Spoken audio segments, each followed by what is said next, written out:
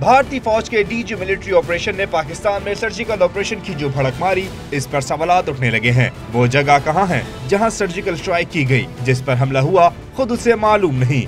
LOC के साथ बाढ़ के बाद भारतीय किस तरह सर्जिकल स्ट्राइक करके आराम से चले गए। भारतीय मीडिया सुबह से राग अलापता रहा कि पाकिस्तान ने भारत पर हमला किया है। फिर डीजी मिलिट्री ऑपरेशन के बाद क्यों अचानक पलटा खा गया। अपोजिशन रहनुमा सीताराम ने अपनी ही फौज के झूठ का पोल खोल दिया। उनका कहना है भारतीय फौज ने ऑल पार्टीज कॉन्फ्रेंस में सियासतदानों को उल्लू बनाया। सर्जिकल स्ट्राइक की झूठी कहानियां सुनाई गई हैं।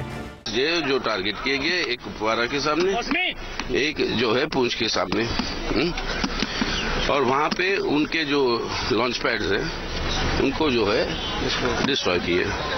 क्या डिटेल्स है, क्या नहीं, क्या हुआ, मतलब उसके बारे में कुछ नहीं। मीडिया पर चलने वाली वीडियो में साफ देखा जा सकता है कि पाक फौज की जवाबी कार्रवाई में भारत की पोस्टें तबाह हुई और उनसे धुआं उठता साफ नजर आ रहा है।